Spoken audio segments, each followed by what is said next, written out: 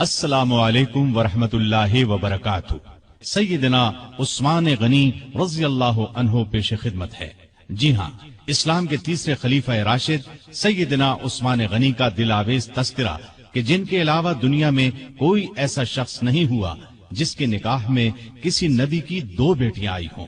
اعلان نبوت سے پہلے نبی کریم صلی اللہ علیہ وسلم نے اپنی بیٹی رقیہ کو ان کے نکاح میں دیا۔ بدر کے روز وہ فوت ہو گئیں تو اپنی دوسری بیٹی ام کلثوم کو ان کے نکاح میں دے دیا۔ آپ پہلے پہل ایمان لانے والوں یعنی السابقون الاولون میں شامل ہیں، عشرہ مبشرہ میں سے ہیں۔ ان کی مظلومانہ شہادت تاریخ اسلام کی پیشانی پر ایک داغ ہے جسے قیامت تک مٹایا نہ جا سکے گا۔ نبی کریم صلی اللہ علیہ وسلم نے ارشاد فرمایا، الہی میں عثمان سے راضی ہوں، تو بھی اس سے راضی ہو جا۔ عثمان کو آج کے بعد کوئی عمل نقصان نہیں دے گا۔ جماعت اصحاب روشن ستارے ہیں، آسمان پر موجود ستاروں کی روشنی کم و بیش ہے۔ یہی مثال صحابہ کرام رضی اللہ عنہم کی ہے، لیکن ہیں سبھی روشن۔ ان میں سب سے نمایاں، سب سے روشن اور سب سے تابناک بہرحال پہلے 4 صحابہ رضی اللہ عنہم ہی ہیں۔ یہی پہلے 4 اصحاب خلفائے راشدین ہیں۔ عشرہ مبشرہ میں بھی سب سے پہلے انہی کا نام ہے۔ اسلام کا دامن شہادتوں سے مالا مال ہے۔ اعلان نبوت کے بعد سے آج تک مسلمان اسلام کے لیے قربانیاں دیتے آئے ہیں۔ خود نبی پاک صلی اللہ علیہ وسلم کے دور میں بہت سے صحابہ شہادت سے سرفراز ہوئے۔ آج واقعہ کربلا کو شہادت کا سب سے بڑا واقعہ خیال کیا جاتا ہے۔ ایسا خیال کرنے والے سیدنا عثمان غنی رضی اللہ عنہ کی شہادت کے واقعے کو نظر انداز کر دیتے ہیں۔ سیدنا عثمان غنی رضی اللہ عنہ کی شہادت حد درجے مظلومانہ شہادت ہے۔ 40 دن تک فسادیوں نے ان کے گھر کو گھیرے رکھا۔ یہ سانحہ اس شخص کے ساتھ پیش آیا جسے نبی صلی اللہ علیہ وسلم نے دنیا میں جنتی ہونے کی بشارت سے نوازا۔ یکے بعد دیگرے اپنی 2 بیٹیاں ان کے نکاح میں دیں۔ اس کے علاوہ بھی جن کے فضائل بے شمار ہیں، وہ مسلمانوں کے تیسرے خلیفہ راشد تھے۔ اسلام کے لیے ان کی قربانیوں کی ایک طویل فہرست ہے، لیکن افسوس جب ہم تاریخ کے اوراق الٹتے ہیں تو ان کے صفحات پر اس جیسی ہستی کا بھی خون پھیلا نظر آتا ہے۔ سیدنا عثمان غنی رضی اللہ عنہ ہجری سال شروع ہونے سے 47 سال پہلے 576 عیسوی میں شہر مکہ میں پیدا ہوئے۔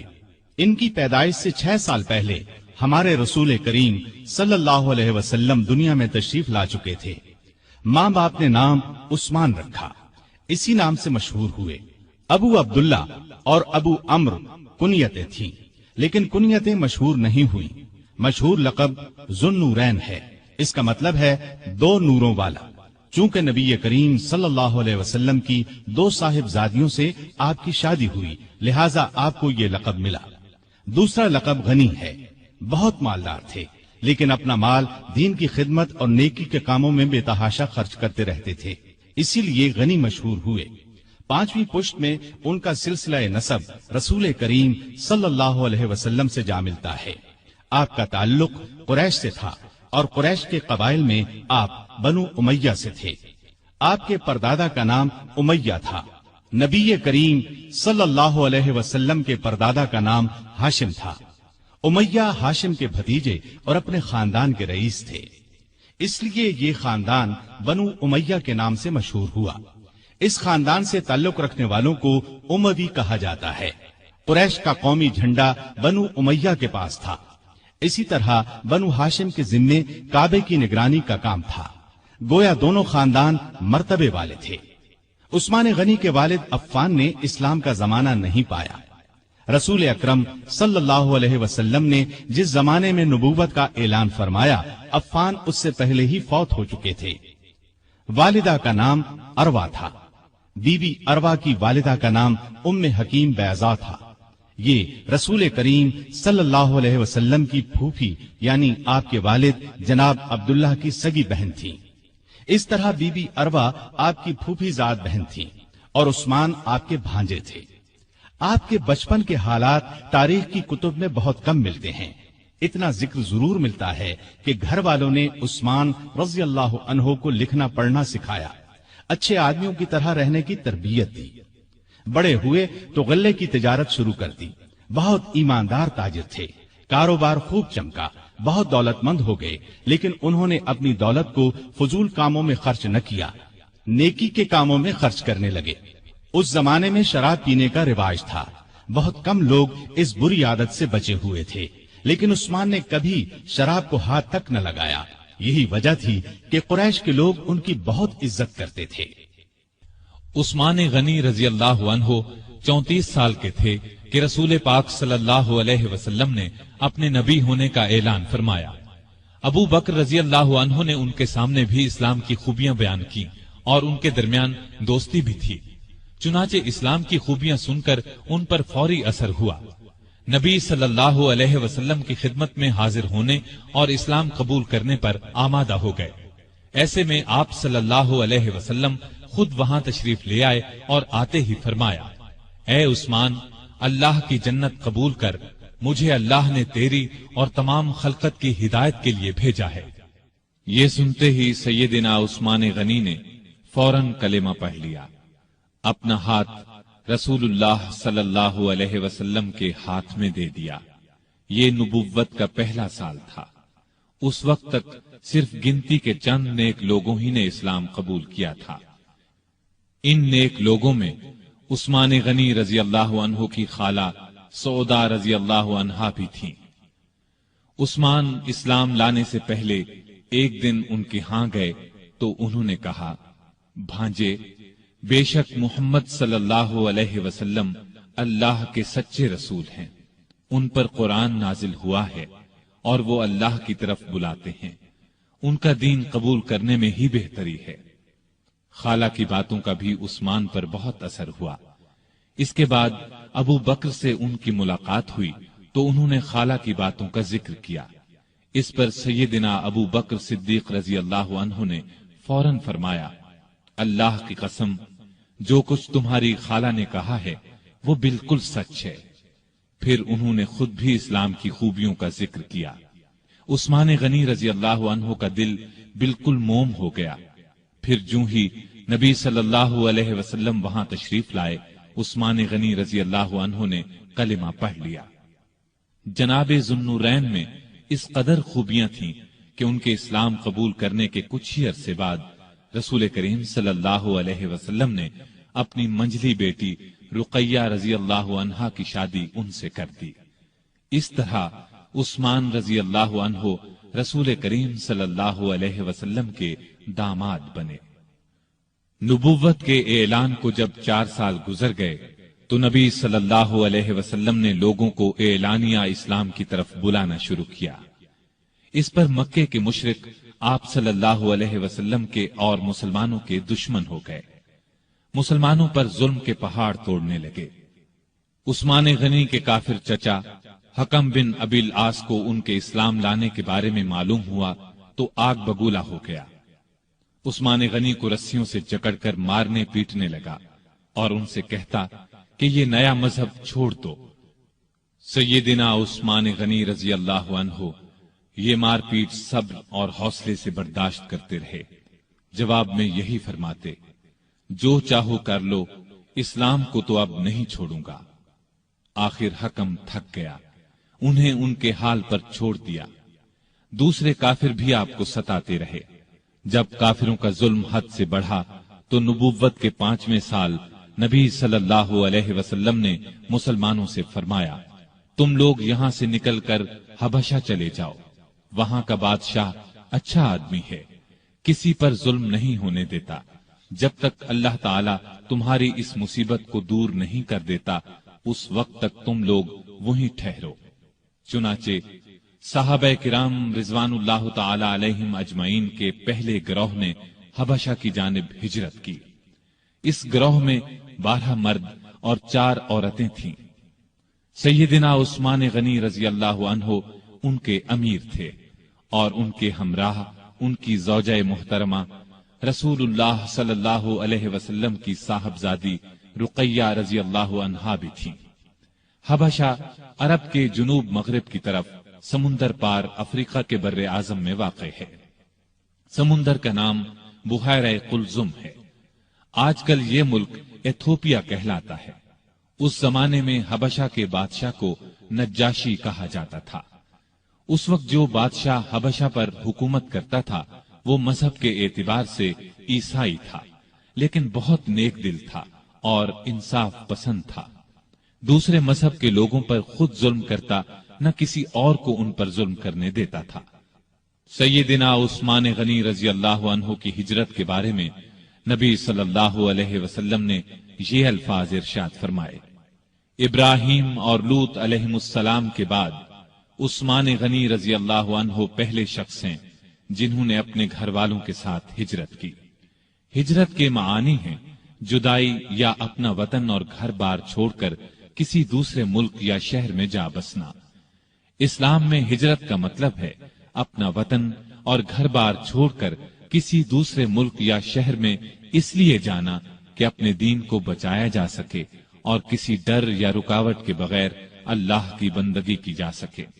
دین کی خاطر اپنا پیارا وطن اور گھر بار چھوڑنا بہت بڑی قربانی ہے، اس کا بہت زیادہ ثواب ہے۔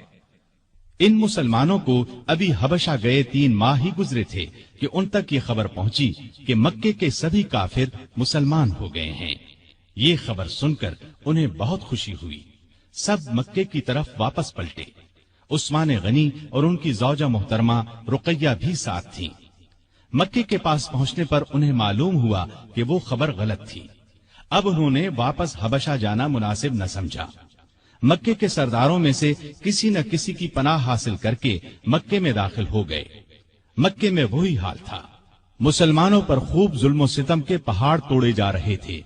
جب ان کی سختیاں حد سے بڑھ گئیں تو اگلے سال رسول کریم صلی اللہ علیہ وسلم نے پھر ہدایت فرمائی کہ مسلمان حبشہ کی طرف ہجرت کر جائیں۔ اس مرتبہ 102 مسلمان مرد اور عورتیں حبشہ کی طرف روانہ ہوئے۔ ان میں سیدنا عثمان غنی اور سیدہ رقیہ بھی تھے۔ یہ ان کی حبشہ کی طرف دوسری ہجرت تھی۔ حبشہ پہنچ کر یہ لوگ امن اور چین کی زندگی بسر کرنے لگے۔ قریش نے اپنے آدمی حبشہ بھیج کر کوشش کی کہ نجاشی ان لوگوں کو ان کے حوالے کر دے، لیکن اس نے ایسا کرنے سے انکار کر دیا۔ اس طرح یہ لوگ کئی سال وہاں رہے۔ نبی کریم صلی اللہ علیہ وسلم کے مدینے کی طرف ہجرت کرنے سے کچھ عرصہ قبل یہ پھر مکے پہنچے۔ نبوت کے 13ویں سال رسول پاک صلی اللہ علیہ وسلم نے مسلمانوں کو ہدایت کی کہ وہ ہجرت کر کے یثرب چلے جائیں۔ یثرب مکے کے شمال میں قریباً 421 کلومیٹر دور ایک بہت پرانا شہر تھا۔ وہاں کے رہنے والے بہت سے لوگ مسلمان ہو چکے تھے۔ انہوں نے نبی کریم صلی اللہ علیہ وسلم کو یثرب آنے کی دعوت دی اور یہ عزم ظاہر کیا کہ وہ مرتے دم تک آپ کی حفاظت اور مدد کریں گے۔ ان نیک لوگوں کو اسی لیے انصار یعنی مددگار کہا جاتا ہے۔ آپ نے ان کی دعوت قبول فرمائی، لیکن خود یثرب کی طرف روانہ ہونے سے پہلے آپ نے اپنے پیارے ساتھیوں کو مدینے کی طرف ہجرت کرنے کی دعوت دی۔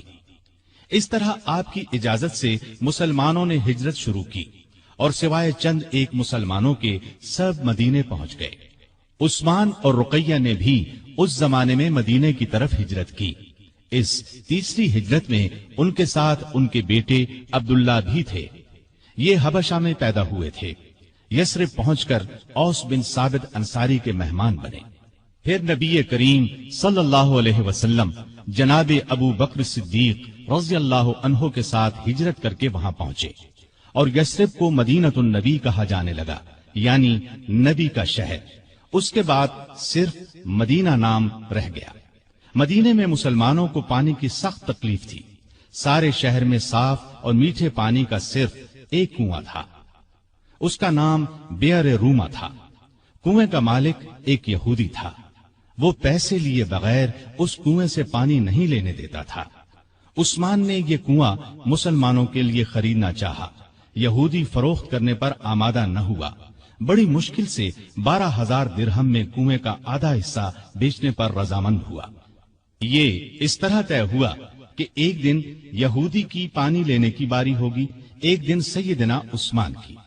जिस दिन सैयदना उस्मान की बारी होती थी, मुसलमान इतना पानी भरकर रख लेते थे कि 2 दिन के लिए काफी हो जाता था। जब उस यहूदी ने देखा कि अब उसे कुएं से कोई फायदा नहीं होता, तो उसने कुएं का बाकी निस्फ हिस्सा भी फरोख्त कर दिया। ये हिस्सा भी सैयदना उस्मान ने खरीद लिया और सारा कुआं मुसलमानों के लिए वक्फ कर दिया। अब कोई रोक टोक न रही, मुसलमान जिस वक्त चाहते पानी ले सकते थे। आपने ये कुआं मुसलमानों के लिए 20,000 दिरहम में खरीदा।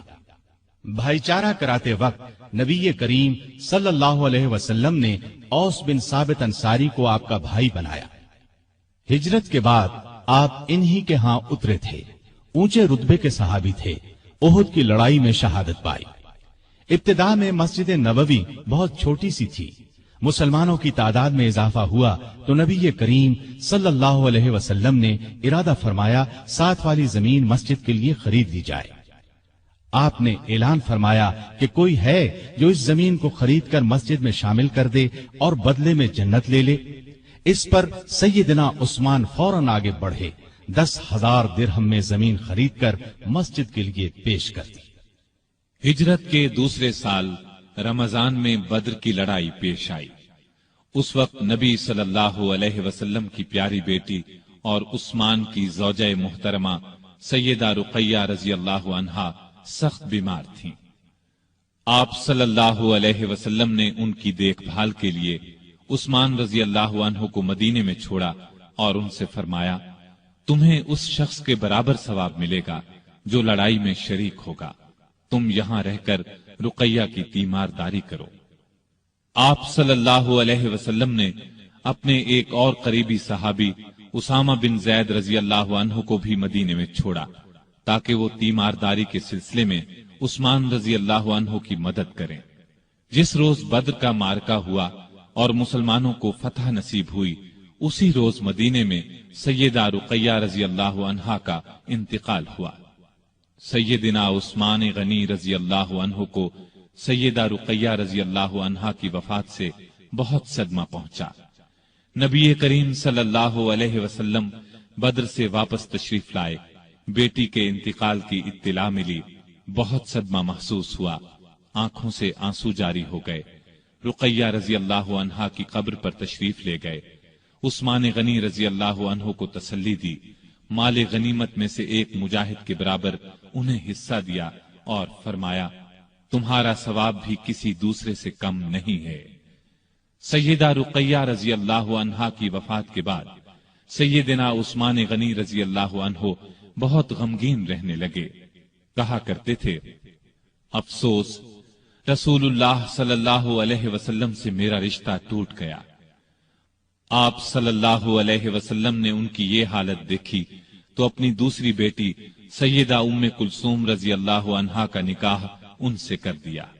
ये निकाह हिजरत के तीसरे साल रबीउल अव्वल के महीने में हुआ। इसके 2 महीने बाद उम्मे कुलसूम रज़ी अल्लाहु अन्हा की रुखसती हुई। हिजरत के तीसरे साल शव्वाल के महीने में ग़ज़वा उहुद पेश आया। इस लड़ाई में सैयदना उस्मान गनी रज़ी अल्लाहु अन्हु ने शिरकत की। दूसरे मुसलमानों की तरह बहादुरी से लड़े। दर्रे पर मुकर्रर 50 सवार जब इस दर्रे से हट गए और काफिरों ने उस तरफ से अचानक हमला किया तो मुसलमानों के पांव उखड़ गए। उस वक्त आप सल्लल्लाहु अलैहि वसल्लम की शहादत की खबर फैली तो हजरत उस्मान गनी रज़ी अल्लाहु अन्हु सदमे से निढाल होकर अपनी जगह खड़े के खड़े रह गए। फिर जब मुसलमानों ने नबी करीम सल्लल्लाहु अलैहि वसल्लम को देख लिया तब सब लोग आप सल्लल्लाहु अलैहि वसल्लम की तरफ दौड़े। सैयदना उस्मान गनी रज़ी अल्लाहु अन्हु भी उनमें शामिल थे। ग़ज़वा खंदक में भी आप रज़ी अल्लाहु अन्हु ने भरपूर हिस्सा लिया। फिर खंदक की हिफाजत के लिए जिन सहाबा को मामूर किया गया उनमें सैयदना उस्मान गनी रज़ी अल्लाहु अन्हु भी शामिल थे। मुसलमानों को काबे से बहुत मोहब्बत थी। जब से हिजरत करके आए थे काबे की ज़ियारत नहीं कर सके थे। ہجرت کے چھٹے سال ذیقات کے مہینے میں رسول اللہ صلی اللہ علیہ وسلم 1400 صحابہ کو ساتھ لے کر مکے کی طرف روانہ ہوئے۔ ان میں سیدنا عثمان بھی شامل تھے۔ آپ کا ارادہ عمرہ کرنے کا تھا۔ مکے میں قریش کو خبر ہوئی کہ مسلمان مکے کی طرف آ رہے ہیں تو انہوں نے اعلان کر دیا کہ ہم مسلمانوں کو مکے میں داخل نہیں ہونے دیں گے۔ ان کے بہت سے نوجوان مسلمانوں کا راستہ روکنے کے لیے نکل پڑے۔ رسول اللہ صلی اللہ علیہ وسلم کو یہ اطلاع ملی تو آپ نے راستہ بدل لیا اور مکے سے چند میل دور حدیبیہ کے مقام پر پہنچ گئے اور یہیں پڑاؤ ڈال دیا۔ حدیبیہ سے آپ نے قریش کو پیغام بھیجا کہ ہم لڑنے نہیں آئے بلکہ صرف کعبے کی زیارت کے لیے آئے ہیں۔ عمرہ کے بعد ہم واپس مدینے چلے جائیں گے۔ قریش نے اس پیغام کے جواب میں طائف کے ایک رئیس عروہ بن مسعود کو بات چیت کے لیے بھیجا۔ اس وقت وہ مسلمان نہیں ہوئے تھے۔ نبی کریم صلی اللہ علیہ وسلم نے عروہ بن مسعود سے بھی یہی کہا کہ ہم لڑنے کی نیت سے نہیں آئے، صرف عمرہ کریں گے۔ عروہ بن مسعود نے واپس جا کر قریش سے کہا، بھائیو، میں دنیا کے بڑے بڑے بادشاہوں قیصر و کسریٰ اور نجاشی کے درباروں میں گیا ہوں، لیکن میں نے کسی بادشاہ کی اتنی عزت ہوتے نہیں دیکھی جتنی محمد صلی اللہ علیہ وسلم کے ساتھی ان کی کرتے ہیں۔ اللہ کی قسم، جب آپ تھوکتے ہیں تو آپ کے ساتھی اپنے ہاتھ آگے کر دیتے ہیں۔ تھوک ان میں سے کسی کی ہتھیلی پر پڑتا ہے، وہ اس کو اپنے چہرے اور بدن پر مل لیتا ہے۔ جب وہ کوئی حکم دیتے ہیں تو سب اس کی تعمیل کے لیے دوڑ پڑتے ہیں۔ جب آپ وضو کرتے ہیں تو اس وضو کے پانی کے حصول کے لیے یوں محسوس ہوتا ہے جیسے لڑ پڑیں گے۔ آپ کے ہاں جب کوئی بات کرتے ہیں تو بالکل آہستہ اور پست آواز میں۔ آپ کی عظمت کے پیش نظر آپ کی طرف نظر اٹھا کر نہیں دیکھتے۔ میرے خیال میں تو بہتر یہی ہے کہ تم مسلمانوں سے صلح کر لو۔ قریش نے ان کی بات نہ مانی۔ نبی کریم صلی اللہ علیہ وسلم نے پھر ان کے پاس ایک قاصد کو بھیجا۔ قریش نے ان کے ساتھ بدسلوکی کی۔ اب آپ نے عثمان غنی کو بھیجا اور قریش کو پیغام دیا کہ ہم جنگ کے لیے نہیں آئے بلکہ کعبے کی زیارت کے لیے قربانی کے جانور ساتھ لے کر آئے ہیں۔ طواف اور قربانی کر کے ہم واپس چلے جائیں گے۔ سیدنا عثمان سے ان کے قریبی تعلقات تھے، اس پر انہوں نے کہا، آپ عمرہ کر لیں، ہم دوسرے مسلمانوں کو مکے میں داخل نہیں ہونے دیں گے۔ سیدنا عثمان نے جواب دیا، میں رسول اللہ صلی اللہ علیہ وسلم اور دوسرے مسلمانوں کے بغیر عمرہ نہیں کروں گا۔ اس پر کافروں نے انہیں مکے میں روک لیا۔ ادھر یہ خبر پھیل گئی کہ عثمان رضی اللہ عنہ کو شہید کر دیا گیا ہے۔ سیدنا عثمان رضی اللہ عنہ کے واپس نہ آنے کی وجہ سے مسلمانوں کو بھی اس خبر پر یقین ہو گیا۔ انہیں شدید صدمہ ہوا، غصہ بھی بہت آیا۔ وہ سب کافروں سے بدلہ لینے کے لیے بے چین ہو گئے۔ حالت اس وقت یہ تھی کہ مسلمان صرف 1400 تھے، لڑائی کا سامان پاس نہیں تھا، ان کے پاس صرف تلواریں تھیں۔ دوسری طرف دشمن پوری تیاری کے ساتھ ان پر حملہ کر سکتا تھا۔ وہ ہزاروں تھے اور اپنے گھر میں تھے، لیکن نبی کریم صلی اللہ علیہ وسلم کا بھروسہ تو اپنے رب پر تھا۔ آپ نے ببول کے ایک درخت کے نیچے اپنے تمام صحابہ سے بیعت لی کہ عثمان کا بدلہ لینے کے لیے لڑیں گے، مرتے دم تک پیچھے نہیں ہٹیں گے۔ سیدنا عثمان کی طرف سے آپ نے خود اپنے ایک ہاتھ پر دوسرا ہاتھ رکھ کر بیعت کی۔ مطلب یہ کہ آپ نے اپنے دوسرے ہاتھ کو سیدنا عثمان کا ہاتھ قرار دیا اور فرمایا، اور یہ عثمان کا ہاتھ ہے۔ اس بیعت کو بیعت رضوان کہا جاتا ہے، اس لیے کہ اس میں شریک ہونے والوں سے اللہ تعالیٰ نے اپنے راضی ہونے کا اعلان فرمایا۔ یہ اعلان قرآن کریم کی سورہ فتح میں ہے۔ اللہ تعالیٰ نے فرمایا، لقد رضي الله عن المؤمنين إذ يبايعونك تحت الشجرة۔ اللہ مومنوں سے خوش ہو گیا جب وہ درخت کے نیچے تم سے بیعت کر رہے تھے۔ گویا جن لوگوں نے اس وقت یہ بیعت کی، اللہ ان سے خوش ہو گیا۔ اس سے بڑی خوش بختی اور کیا ہو سکتی ہے کہ اللہ خوش ہو جائے۔ اس لیے سیدنا عثمان غنی رضی اللہ عنہ کی شہادت کی خبر کے باوجود رسول اللہ صلی اللہ علیہ وسلم نے اپنے ایک ہاتھ کو سیدنا عثمان غنی رضی اللہ عنہ کا ہاتھ قرار دے کر اس بیعت میں انہیں بھی شامل کر لیا تھا، تاکہ شہادت کے بہت بڑے مرتبے کے ساتھ ساتھ وہ ان لوگوں میں بھی شامل ہو جائیں جن سے اللہ راضی ہو گیا۔ بیعت کے بعد مسلمان لڑائی کی تیاری کر رہے تھے کہ عثمان غنی رضی اللہ عنہ وہاں پہنچ گئے۔ انہیں زندہ سلامت دیکھ کر مسلمان بہت خوش ہوئے۔ ادھر مسلمانوں کے جوش اور جذبے کی کیفیت دیکھ کر کافر مسلمانوں سے صلح پر آمادہ ہو گئے۔ انہوں نے چند شرائط پر مسلمانوں سے صلح کر لی۔ ایک معاہدہ لکھا گیا، اس میں یہ تمام شرائط درج کی گئیں۔ اس معاہدے کا نام صلح حدیبیہ مشہور ہوا اور یہ بیعت رضوان کے نام سے مشہور ہوئی۔ معاہدے کی ایک شرط یہ بھی تھی کہ اس سال مسلمان عمرہ کیے بغیر چلے جائیں۔ اگلے سال ذی قعدہ کے مہینے میں قریش 3 دن کے لیے مکے سے نکل جائیں گے، مسلمان ان دنوں میں عمرہ کر لیں۔ چنانچہ آپ صلی اللہ علیہ وسلم تمام صحابہ کے ساتھ واپس چلے گئے۔ بیعت رضوان کے بعد عثمان غنی رضی اللہ عنہ خیبر کی لڑائی میں شریک ہوئے۔ یہ لڑائی ہجرت کے 7ویں سال محرم کے مہینے میں پیش آئی۔ فتح کے بعد رسول اللہ صلی اللہ علیہ وسلم نے سیدنا عثمان غنی رضی اللہ عنہ کو خیبر میں زمین کا ایک حصہ عنایت فرمایا۔ ہجرت کے 8ویں سال نبی کریم صلی اللہ علیہ وسلم 10,000 صحابہ کے ساتھ مکے کی طرف روانہ ہوئے۔ ان میں سیدنا عثمان غنی بھی شامل تھے۔ مکے کی فتح کے بعد حنین کی لڑائی میں بھی عثمان غنی رضی اللہ عنہ نے شرکت کی۔ اس کے بعد تبوک کی لڑائی کا واقعہ پیش آیا۔ روم کا بادشاہ مدینے پر حملہ کرنا چاہتا تھا۔ نبی کریم صلی اللہ علیہ وسلم نے آگے بڑھ کر اس کا مقابلہ کرنے کا ارادہ فرمایا۔ آپ صلی اللہ علیہ وسلم نے ارد گرد سے بھی مدد کے لیے مسلمانوں کو بلا لیا۔ اس طرح ایک بڑا لشکر جمع ہو گیا۔ اتنے بڑے لشکر کے لیے خوراک، ساز و سامان، ہتھیاروں اور سواریوں کا انتظام ایک مسئلہ تھا۔ اس لیے نبی کریم صلی اللہ علیہ وسلم نے مسلمانوں سے دل کھول کر چندہ دینے کا اعلان کیا اور فرمایا کہ ایسا کرنے والوں کے لیے جنت ہے۔ مسلمانوں نے اس موقع پر ایک دوسرے سے بڑھ چڑھ کر حصہ لیا۔ سیدنا ابو بکر رضی اللہ عنہ گھر کا سارا سامان لے آئے۔ سیدنا عمر فاروق رضی اللہ عنہ گھر کا نصف سامان لے آئے۔ عبد الرحمن بن عوف رضی اللہ عنہ نے 40,000 درہم دیے۔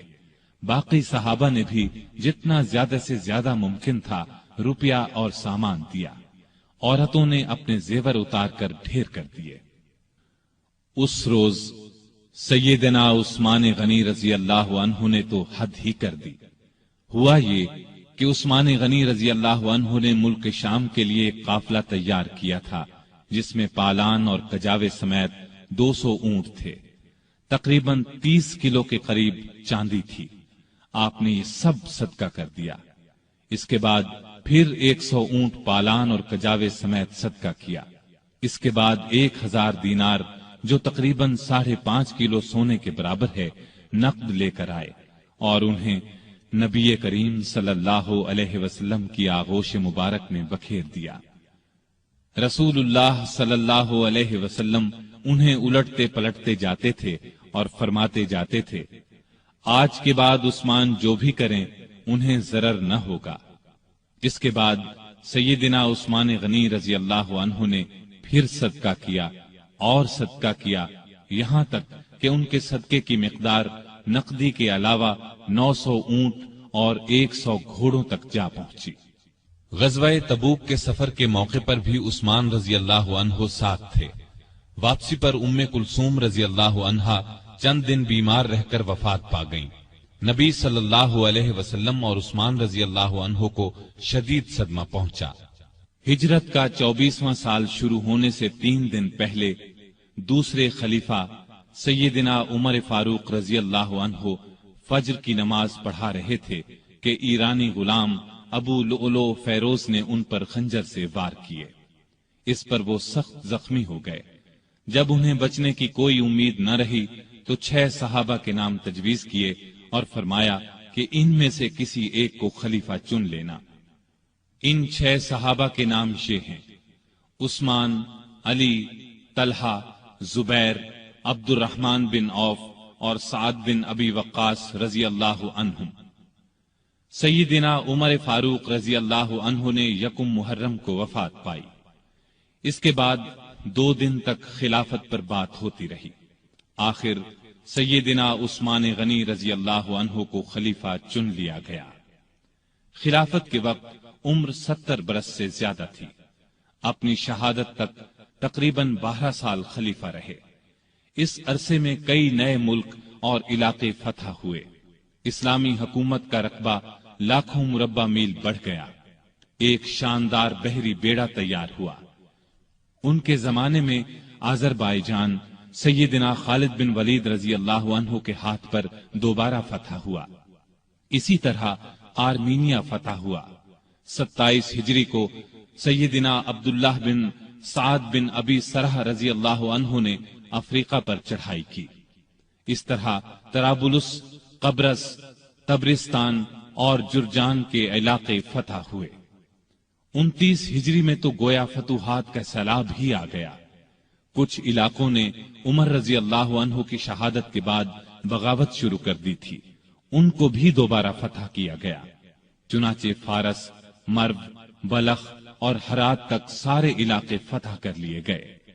سیستان، تخار، ترکستان فتح ہوئے۔ ترکستان ایران اور چین کے درمیان واقع ہے۔ طالقان، فاریاب اور جزجان کو سخت لڑائیوں کے بعد فتح کیا گیا۔ بہت سے علاقے اسلام کے پرچم تلے آ گئے، یہاں تک کہ اسلامی حکومت کی سرحد چین کی سرحد سے جا ملی۔ ایک سالار عبد الرحمن بن سمرہ رضی اللہ عنہ بلوچستان تک آ پہنچے اور اس کے بڑے حصے پر قبضہ کر لیا۔ اس زمانے میں بلوچستان نام کا کوئی صوبہ نہیں تھا۔ اس علاقے کو سندھ کا حصہ سمجھا جاتا تھا۔ پھر پورے ایران کو فتح کر لیا گیا۔ کابل سمیت وہ تمام علاقے اسلامی حکومت میں شامل ہو گئے جو آج کل افغانستان، بلوچستان اور وسط ایشیا کا حصہ ہیں۔ ایران میں آئے دن بغاوتیں ہوتی رہتی تھیں۔ اس کی وجہ یہ تھی کہ ایران کا آخری آتش پرست حکمران یزدگرد ابھی زندہ تھا۔ سیدنا عمر فاروق رضی اللہ عنہ کے زمانے میں وہ بھاگ کر ترکستان چلا گیا تھا۔ سیدنا عثمان غنی رضی اللہ عنہ کے دور میں وہ خراسان اور پھر سیستان پہنچا۔ مسلمانوں کے خلاف بغاوت کی، لیکن اسلامی لشکر نے دونوں جگہ اس کی بغاوت کو کچل دیا۔ خود یزدگرد ایک پنچکی والے دیہاتی کے ہاتھوں مارا گیا۔ یہ واقعہ عثمان غنی رضی اللہ عنہ کی خلافت کے 8ویں سال پیش آیا۔ اس کے بعد ایران میں بغاوتوں کا سلسلہ رک گیا۔ اس کے بعد روم کے بادشاہ کانسٹینس نے شام اور مصر پر حملے کا ارادہ کیا۔ وہ 500 جنگی جہازوں کے بحری بیڑے کے ساتھ اسلامی ساحلوں کی طرف بڑھا، لیکن اسلامی لشکر نے اسے زبردست لڑائی کے بعد شکست فاش دی۔ رومی دم دبا کر بھاگے۔ بھاگنے والوں میں ان کا بادشاہ بھی تھا۔ اس جنگ کو مستولوں والی جنگ کہا جاتا ہے۔ اس طرح رومیوں کا غرور خاک میں مل گیا۔ رومی بحری بیڑے کا روب ہمیشہ کے لیے خاک میں مل گیا۔ سمندری لڑائی میں مسلمانوں کی یہ جیت سیدنا عثمان غنی رضی اللہ عنہ کی خلافت کے زمانے کا اتنا عظیم الشان کارنامہ ہے کہ ہم اس پر فخر کر سکتے ہیں۔ سیدنا عثمان غنی رضی اللہ عنہ کے زمانے کی فتوحات 2 قسم کی ہیں۔ سیدنا عمر رضی اللہ عنہ کے زمانے میں جو علاقے فتح ہوئے تھے ان میں سے کچھ باغی ہو گئے تھے۔ سیدنا عثمان غنی رضی اللہ عنہ کے دور خلافت میں ان علاقوں کو پھر سے فتح کیا گیا۔ اس طرح ان علاقوں پر دوبارہ اسلام کا جھنڈا لہرانے لگا۔ ان میں آذربائیجان، آرمینیا، ہمدان، رے، خراسان اور اسکندریہ وغیرہ کی بغاوتوں کا کچلا جانا شامل ہے۔ دوسری قسم کی فتوحات وہ ہیں جو مسلمانوں نے نئے علاقے فتح کیے۔ ان میں افریقہ یعنی طرابلس، مراکش، الجزائر، تیونس کے علاقے، نیز ان کے علاوہ قبرص، طبرستان، جرجان، افغانستان، ترکستان اور قفقاز وغیرہ فتح ہوئے۔ قفقاز کو کوہ قاف بھی کہا جاتا ہے۔ ایران کے بہت سے علاقے عمر رضی اللہ عنہ کے دور میں فتح ہو چکے تھے، کچھ باقی تھے، مثلا طوس، بیحق، نیشاپور، بلخ وغیرہ۔ یہ سب سیدنا عثمان غنی رضی اللہ عنہ کے زمانے میں فتح ہوئے۔ بحری بیڑے کی فتح کے بعد مسلمان بحیرہ روم پر چھا گئے، دنیا کی ایک زبردست بحری طاقت بن گئے۔ شام کے والی سیدنا امیر معاویہ نے سیدنا عثمان کی توجہ اس طرف دلائی کہ ہمیں ہر وقت رومیوں کی طرف سے بحری حملے کا خطرہ رہتا ہے، ان کے مقابلے کے لیے ہمارے پاس بھی بحری بیڑا ہونا چاہیے۔ اس پر انہوں نے بحری بیڑا تیار کرنے کا حکم دیا۔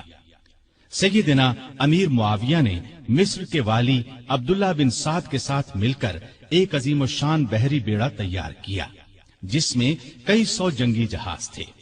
جہاز بنانے کا پہلا کارخانہ مصر میں قائم ہوا۔ بحری بیڑے کے ساتھ بحری فوج بھی قائم کی گئی۔ اس بیڑے کا نصف حصہ شام اور نصف مصر کے ساحل پر رہتا تھا۔ جلد ہی مسلمانوں کی بحری طاقت اس قدر بڑھ گئی کہ انہوں نے قبرص کے جزیرے کو فتح کر لیا۔ پھر مستولوں والی لڑائی میں رومی بحری بیڑے کو شکست دی۔ یہ شکست اس قدر زبردست تھی کہ پھر مدت دراز تک رومیوں کو اسلامی ملکوں پر حملہ کرنے کی جرت نہ ہوئی۔ سیدنا عثمان نے اپنے زمانے میں رفاع عامہ یعنی عام لوگوں کی بھلائی کے بے شمار کام کیے۔ ان میں سے کچھ یہ ہیں: نجد کے راستے پر ایک شاندار سرائے بنوائی، اس کے ساتھ ایک چھوٹا سا بازار بسایا، میٹھے پانی کا ایک کنواں کھدوایا۔ خیبر کی طرف سے کبھی کبھار سیلاب آتا تھا، مدینے سے کچھ فاصلے پر ایک بند تعمیر کرا دیا تاکہ سیلاب کا رخ مدینے کی طرف نہ ہو۔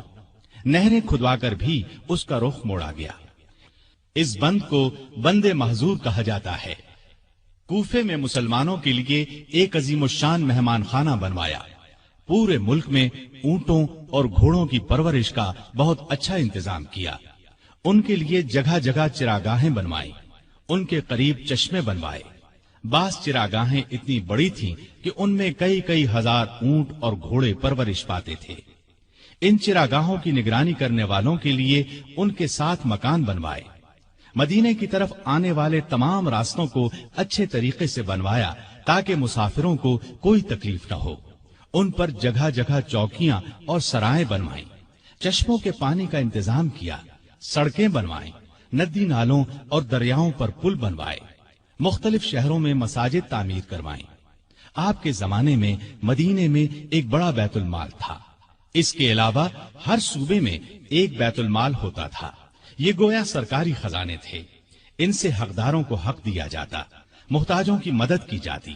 بے شمار نئے علاقے فتح ہونے کی وجہ سے ملک کی آمدنی بہت بڑھ گئی تھی۔ چنانچہ جن لوگوں کو بیت المال سے وظیفے ملتے تھے ان میں 100 درہم کا اضافہ کر دیا گیا۔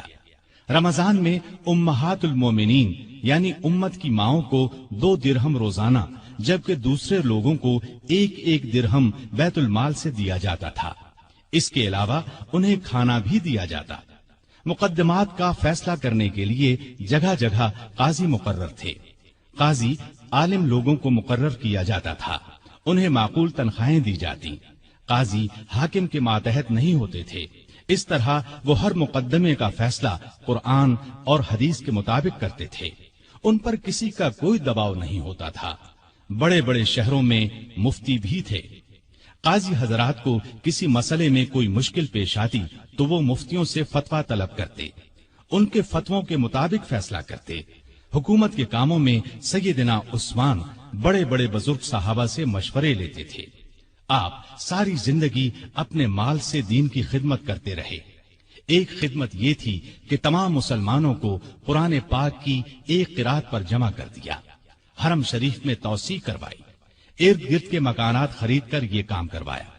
آپ نے خانہ کعبہ پر پہلی بار نہایت قیمتی غلاف چڑھایا۔ اس سے پہلے معمولی غلاف ہوتا تھا۔ مسجدوں میں خوشبوؤں کی دھونی آپ کے زمانے سے شروع ہوئی، صفوں کو سیدھا رکھنے کے لیے آدمی مقرر کیے۔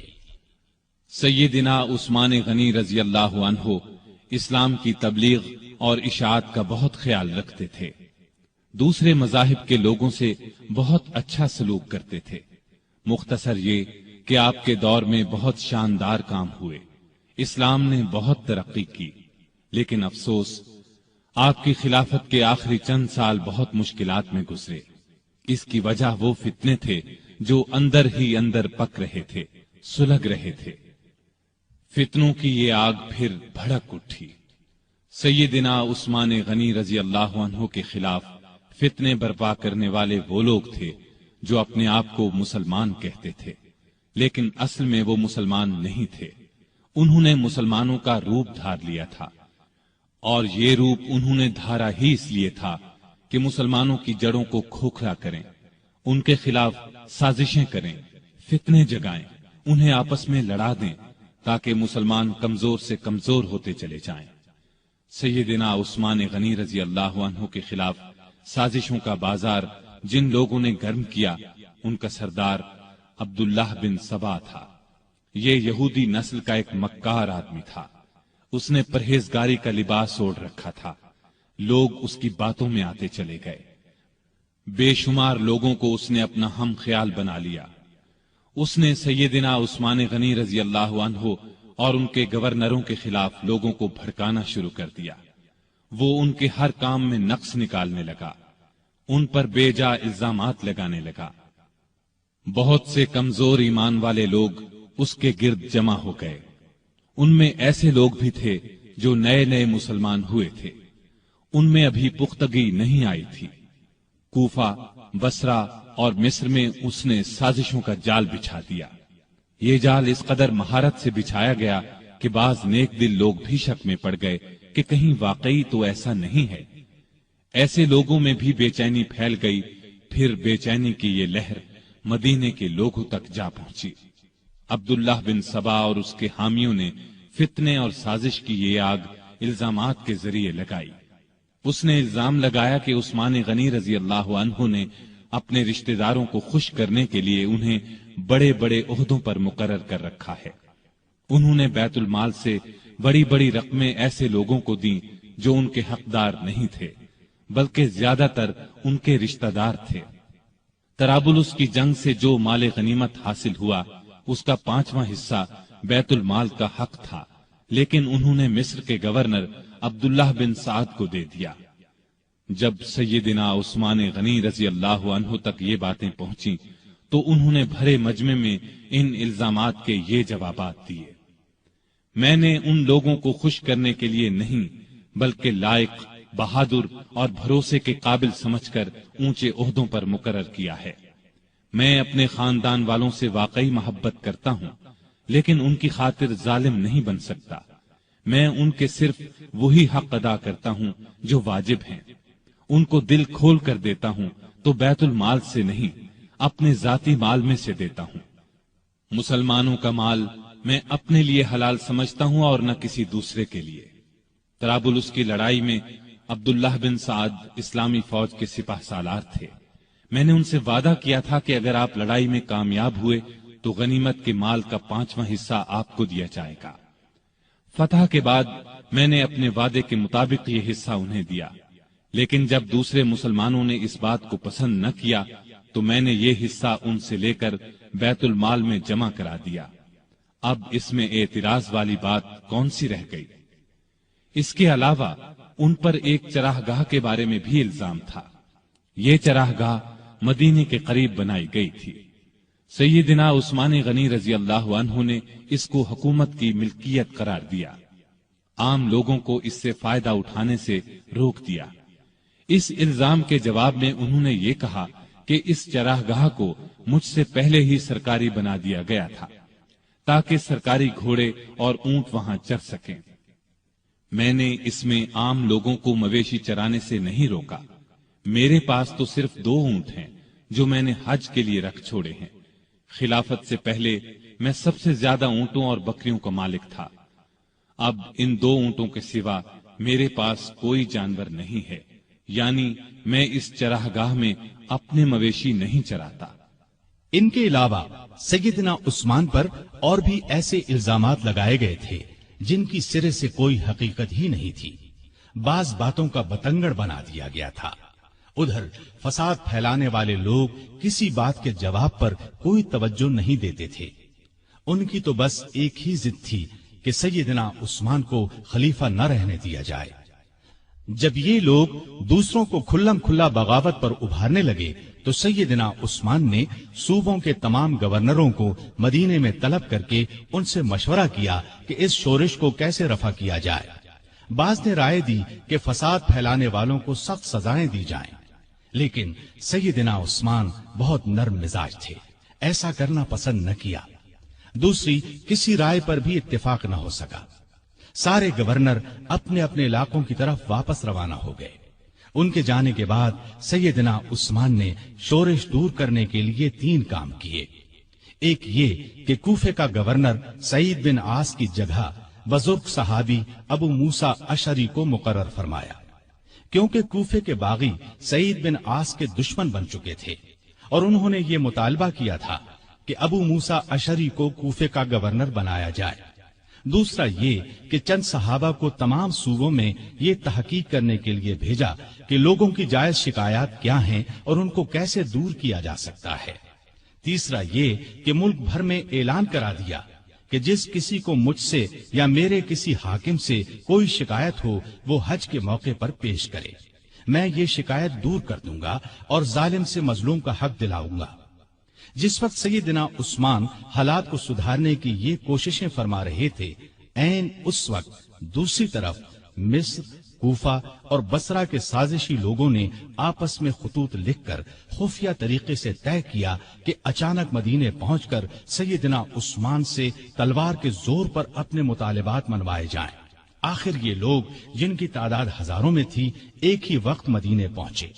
شہر سے 2-3 میل دور پڑاؤ ڈالا۔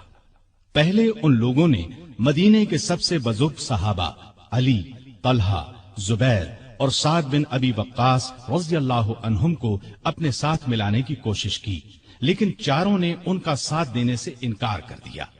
اس کے بعد سیدنا علی جناب عثمان کی طرف سے باغیوں کے پاس گئے اور ان کے ایک ایک الزام کا جواب دے کر انہیں واپس جانے کی ترغیب دی، ساتھ ہی انہیں یقین دلایا کہ سیدنا عثمان تمہارے جائز مطالبات ماننے کے لیے تیار ہیں۔ اس پر سارے باغی واپس جانے پر رضامند ہو گئے اور اپنے اپنے علاقے کی طرف روانہ ہو گئے۔ اس واقعے کو چند ہی روز گزرے تھے کہ ایک دن مدینے کی گلیاں گھوڑوں کی ٹاپوں اور انتقام کی آوازوں سے گونج اٹھی۔ لوگ گھبرا کر باہر نکلے۔ انہوں نے دیکھا کہ مصری باغیوں کی جماعت پھر واپس آ گئی ہے۔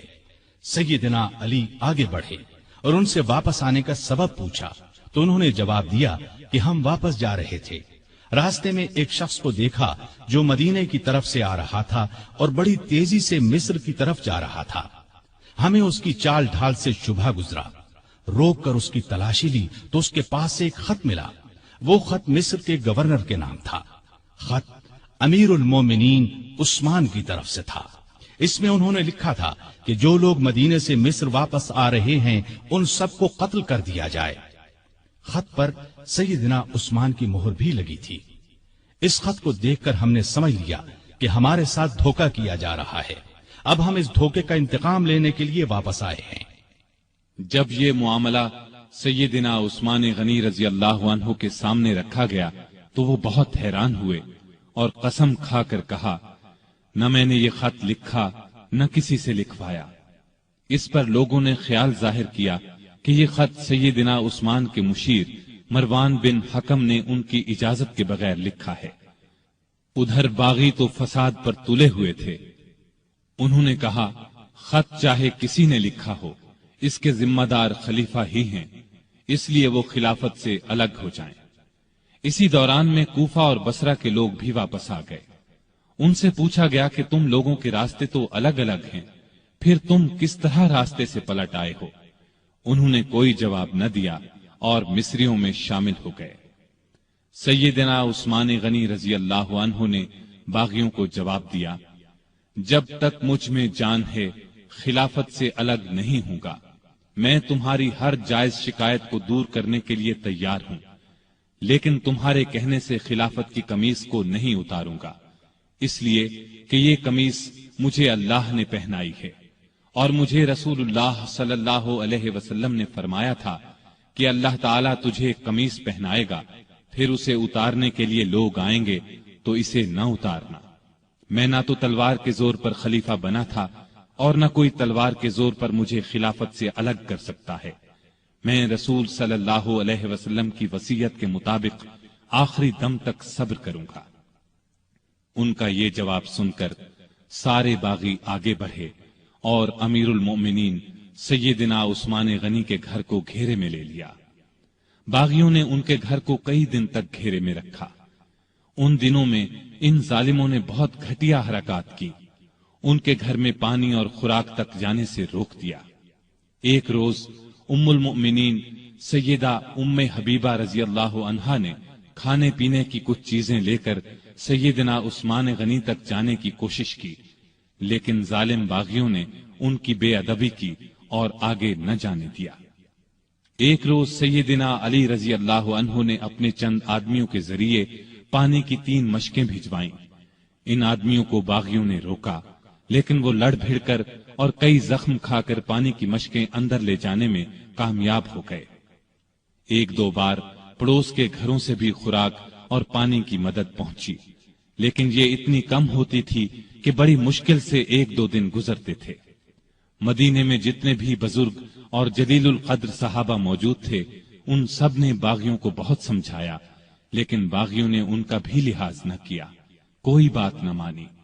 خود امیر المؤمنین سیدنا عثمان غنی رضی اللہ عنہ نے کئی مرتبہ باغیوں کو سمجھانے کی کوشش کی، مکان کی چھت پر جا کر کئی مرتبہ ان کے سامنے بہت با اثر تقاریر کی، انہیں یاد دلایا کہ رسول اللہ صلی اللہ علیہ وسلم جب مدینے تشریف لائے تھے تو مسجد نبوی کے لیے جگہ تنگ تھی۔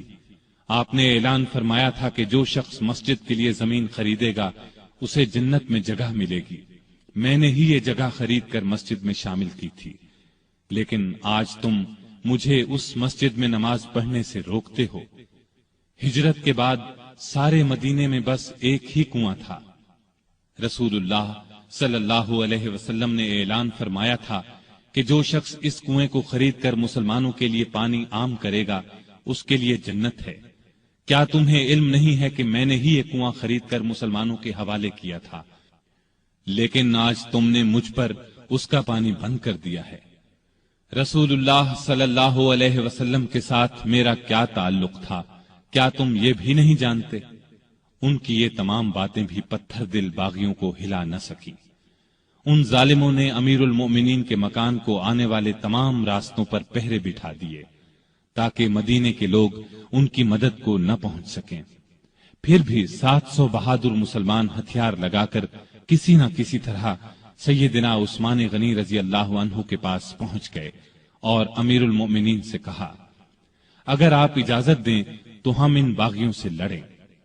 اس پر عثمان غنی رضی اللہ عنہ نے فرمایا، میں تم لوگوں کو اللہ کا واسطہ دیتا ہوں کہ کوئی شخص میرے لیے اپنا خون نہ بہائے۔ اس پر چند نوجوانوں کے سوا نہ چاہتے ہوئے بھی باقی لوگ واپس چلے گئے۔ سیدنا عثمان غنی رضی اللہ عنہ نے یہ بھی پسند نہ فرمایا کہ رسول اللہ صلی اللہ علیہ وسلم کے شہر کو چھوڑ کر کسی دوسرے شہر چلے جائیں۔ وہ تمام مصیبتیں صبر اور شکر سے برداشت کرتے رہے، لیکن گوارا نہ کیا کہ لوگ ان کی خاطر ایک دوسرے کا خون بہائیں۔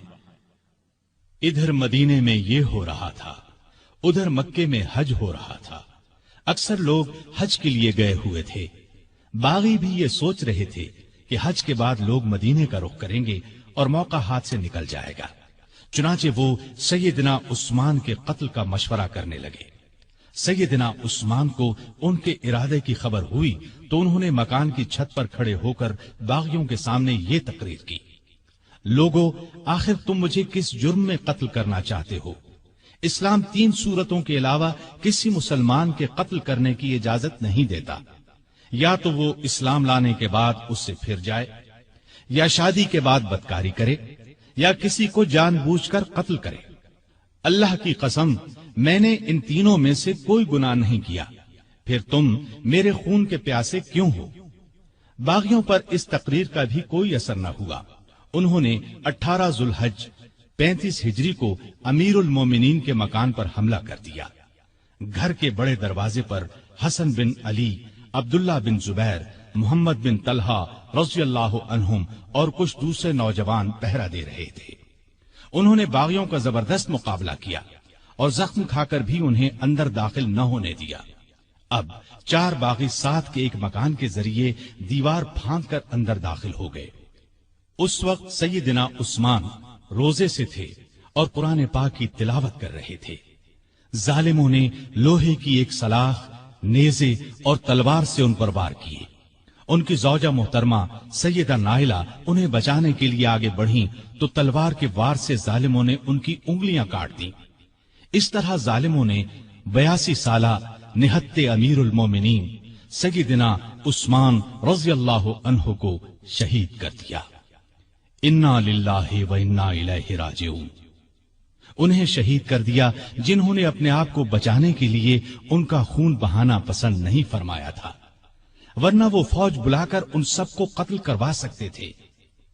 ان کا خون قرآن کے ان الفاظ پر گرا، فَسَيَكْفِيكَهُمُ اللَّهُ۔ وہ جمعے کے دن کا تیسرا پہر تھا۔ ان کی شہادت کی خبر سن کر لوگ سناٹے میں آ گئے۔ ان کے گمان میں بھی نہیں تھا کہ بات یہاں تک پہنچ جائے گی۔ جنازہ رات کے وقت لے جایا گیا، ڈر تھا کہ باغی ناش کی بے حرمتی نہ کریں۔ اس مظلوم شہید کو بقیع الغرقد المعروف جنت البقیع میں دفن کیا گیا۔ آپ بہت خوبصورت تھے، ہمیشہ صاف ستھرا لباس پہنتے تھے، لیکن ایسا لباس نہیں پہنتے تھے جس سے غرور پیدا ہو۔ گھر کے افراد کو بھی ایسا لباس نہیں پہننے دیتے تھے۔ غذا عام طور پر سادہ اور نرم کھاتے تھے۔ اپنی روزی کپڑے اور غلے وغیرہ کی تجارت سے کماتے تھے۔ بہت دیانتدار اور کامیاب تاجر تھے۔ اپنی دولت اللہ کے راستے میں لٹاتے رہتے تھے۔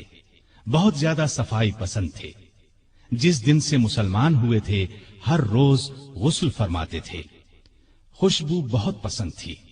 فرض نمازوں اور روزوں کی سختی سے پابندی کے علاوہ نفلی عبادت بھی بہت کرتے تھے۔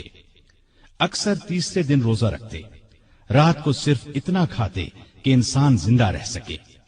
بعض اوقات تو ساری رات عبادت میں گزار دیتے۔ قرآن مجید کی تلاوت کا بہت زیادہ شوق تھا۔ تلاوت کے بغیر کوئی دن نہ گزرتا تھا۔ ہر سال حج کے لیے جاتے، آخری سال باغیوں کے محاصرے کی وجہ سے نہ جا سکے۔ لکھنا پڑھنا جانتے تھے، وحی کی کتابت بھی کرتے تھے۔ وحی نازل ہوتی تو اکثر نبی کریم صلی اللہ علیہ وسلم انہیں لکھنے کے لیے بلاتے۔ قرآن کے بہت بڑے عالم اور حافظ تھے۔ رسول اللہ صلی اللہ علیہ وسلم کی 146 احادیث آپ کے ذریعے سے امت تک پہنچی۔ شریعت کے مسائل سے بخوبی واقف تھے۔ لوگ ان سے مسئلے پوچھتے تھے۔ نبی کریم صلی اللہ علیہ وسلم کی دوسری بیٹی سیدہ ام کلثوم کی وفات کے بعد آپ نے کچھ اور نکاح بھی کیے۔ 9 یا 7 بیٹیاں اور 8 بیٹے ہوئے۔ 2 بیٹے بچپن ہی میں فوت ہو گئے۔ ان کے ایک بیٹے ابان نے شہرت پائی، بنو امیہ کی حکومت میں اونچے عہدوں پر کام کیا۔ حیا سیدنا عثمان میں بہت زیادہ تھی، حتیٰ کہ فرشتے بھی ان سے حیا کرتے تھے۔ اللہ کا خوف بہت تھا۔ موت، قبر اور قیامت کا ہر وقت خیال رہتا۔ آپ کی سخاوت انتہا کو پہنچی ہوئی تھی۔ کوئی دن ایسا نہیں گزرتا تھا جس میں وہ خیرات نہ کرتے ہوں۔ وہ اللہ تعالی کے اس ارشاد کی مکمل تصویر تھے۔ جو لوگ ضرورت مندوں کے لیے دل کو تنگ کیے بغیر اپنا مال خرچ کرتے ہیں وہی کامیاب ہیں۔ سیدنا عثمان غنی رضی اللہ عنہ نے بئر روما خرید کر مسلمانوں کے لیے عام کر دیا۔ مسجد نبوی کی توسیع کے لیے زمین خریدی۔ سیدنا علی رضی اللہ عنہ کی سیدہ فاطمہ رضی اللہ عنہا سے شادی کا موقع آیا تو انہوں نے اپنی زرہ سیدنا عثمان رضی اللہ عنہ کے ہاتھ 480 درہم میں بیچ دی۔ عثمان رضی اللہ عنہ نے اس رقم کے ساتھ وہ زرہ بھی انہیں واپس تحفے میں دے دی۔ تبوک کے موقع پر تو ان کی دریا دلی کی انتہا نہ رہی۔ قحط کے موقع پر غلے سے لدے ہوئے اونٹ لوگوں میں تقسیم کر دیے۔ ہر جمعے کو ایک غلام آزاد کرتے تھے۔ کسی جمعے نہ کر پاتے تو آئندہ جمعے 2 غلام آزاد کرتے۔ اپنی خلافت کے زمانے میں بیت المال سے اپنی ذات کے لیے 1 درہم بھی نہ لیا، اگرچہ وہ کم از کم 5000 درہم ہر سال لینے کے حقدار تھے۔ 12 سالہ خلافت میں 60,000 درہم گویا انہوں نے مسلمانوں کے لیے چھوڑ دیے۔ آپ رضی اللہ عنہ میں سادگی انتہا کو پہنچی ہوئی تھی۔ اپنے کام اپنے ہاتھوں سے کرتے تھے۔ ایک مرتبہ ایک غلام نے سیدنا عثمان غنی رضی اللہ عنہ کو دعوت دی۔ اس کی دعوت خوشی سے قبول کر لی۔ نہایت صابر تھے، تمام مصیبتیں نہایت صبر سے برداشت کی، اپنے حامیوں کو مخالفین پر تلوار نہ اٹھانے دی۔ نبی اکرم صلی اللہ علیہ وسلم سے آپ کو بے انتہا محبت تھی۔ ایک مرتبہ نبی کریم صلی اللہ علیہ وسلم کے گھر میں 4 دن کا فاقہ تھا۔ سیدنا عثمان غنی رضی اللہ عنہ کو پتہ چلا تو فوراً بہت سا آٹا، کھجوریں، 1 بکرا اور 300 درہم لے کر حضور صلی اللہ علیہ وسلم کے گھر پہنچے۔ اس وقت آپ صلی اللہ علیہ وسلم گھر میں نہیں تھے۔ انہوں نے یہ چیزیں بی بی عائشہ رضی اللہ عنہا کے حوالے کی۔ تھوڑی دیر بعد کچھ روٹیاں اور بھنا ہوا گوشت بھی دے آئے۔ نبی صلی اللہ علیہ وسلم گھر تشریف لائے تو سیدہ عائشہ صدیقہ رضی اللہ عنہا نے آپ صلی اللہ علیہ وسلم کو بتایا کہ عثمان یہ سامان دے گئے ہیں۔ آپ صلی اللہ علیہ وسلم یہ سن کر گھر نہیں ٹھہرے، فوراً مسجد میں تشریف لے گئے اور ہاتھ اٹھا کر دعا مانگی، اے اللہ، میں عثمان سے راضی ہو گیا ہوں، تو بھی عثمان سے راضی ہو جا۔ یہ الفاظ نبی کریم صلی اللہ علیہ وسلم نے 3 بار دہرائے۔ جس ہاتھ سے سیدنا عثمان غنی رضی اللہ عنہ نے نبی کریم صلی اللہ علیہ وسلم سے بیعت کی تھی، اس ہاتھ سے ساری زندگی گندی چیز کو نہیں چھوا۔